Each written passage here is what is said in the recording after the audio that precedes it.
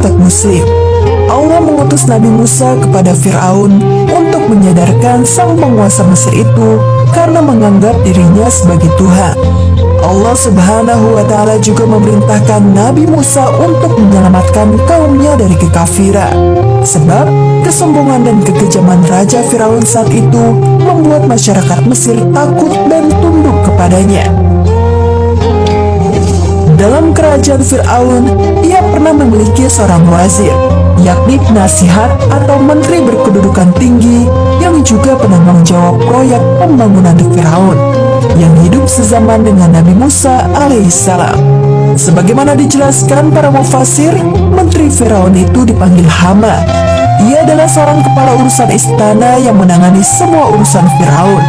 Di dalam Al-Quran, Allah Subhanahu wa Ta'ala telah menyebutkan dalam banyak ayat, seperti pada surah Ghafir ayat 23-24 yang menjelaskan tentang Haman, Firaun, dan Qarun dalam mendustakan Nabi Musa alaihissalam. Dan sungguh, kami telah mengutus Musa dengan membawa ayat-ayat kami dan keterangan yang nyata kepada Firaun, Haman, dan Qarun. Lalu mereka berkata, Musa itu seorang pesihir dan pendusta. Haman, Firaun, dan Qarun menolak dakwah Nabi Musa dengan sombong atas seruan Nabi Musa untuk menyembah Allah. Padahal sudah jelas Allah membuktikan tanda-tanda kebesarannya melalui mukjizat yang diberikan kepada Nabi Musa alaihissalam. Namun, mereka justru menuduh Nabi Musa adalah seorang pesihir dan pendusta. Dalam Quran Surat Al-Ankabut ayat 39, Allah Subhanahu wa Ta'ala berfirman, dan juga Qarun, Firaun, dan Haman, dan sesungguhnya telah datang kepada mereka Musa dengan membawa bukti-bukti, keterangan-keterangan yang nyata. Akan tetapi mereka berlaku sombong di muka bumi, dan tiadalah mereka orang-orang yang luput dari kehancuran itu. Quran Surat Al-Ankabut ayat 39.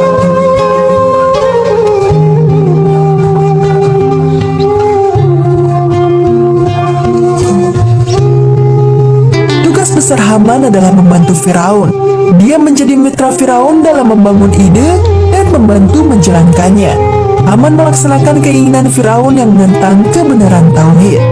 Firaun meminta Haman untuk membangun sebuah bangunan tinggi agar dia bisa naik melihat Tuhan Nabi Musa alaihissalam, sebagaimana dijelaskan pada surat Al-Qasas ayat 38.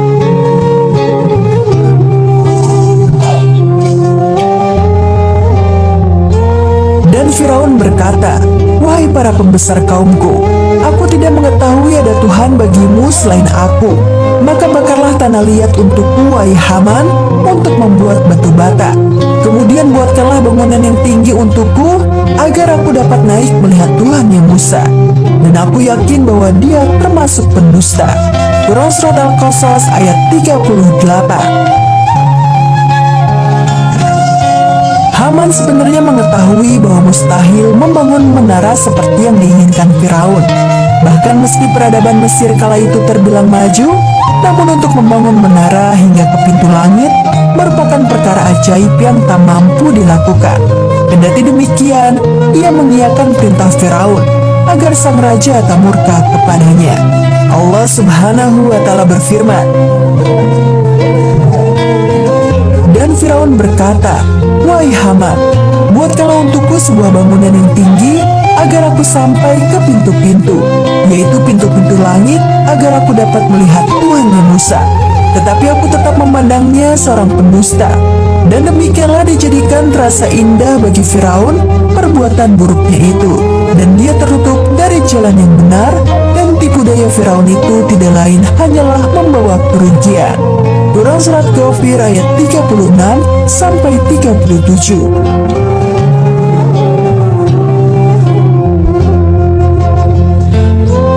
Pembangunan menara tersebut melibatkan 50.000 lebih pekerja. Beberapa ahli tafsir menjelaskan, setelah selesai dibangun, Firaun menembakkan panah dari puncak menara demi mengalahkan Tuhannya Musa. Lalu Firaun mengatakan kepada Nabi Musa kalau Tuhannya sudah mati terkena panahnya.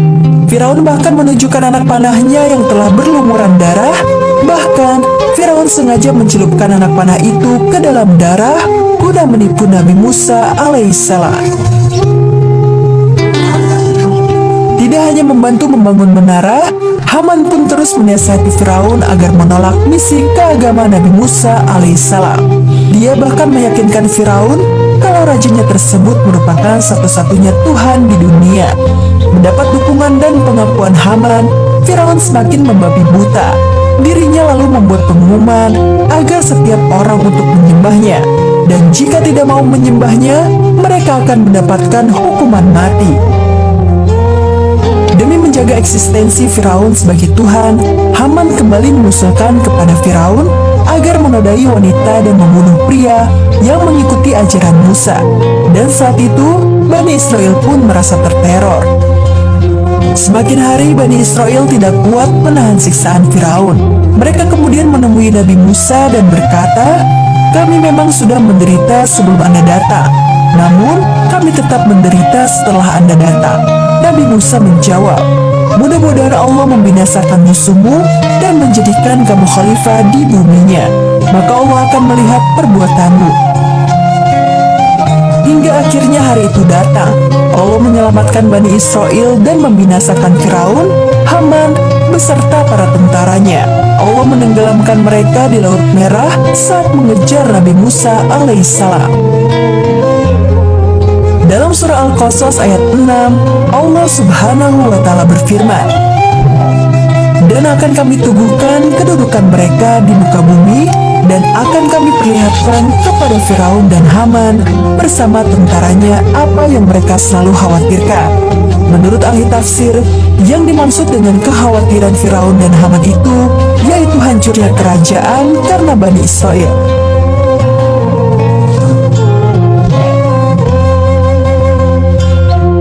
Sahabat Muslim, begitulah kisah Haman, sang pembisik kuat Firaun yang hidup sezaman dengan Nabi Musa alaihissalam.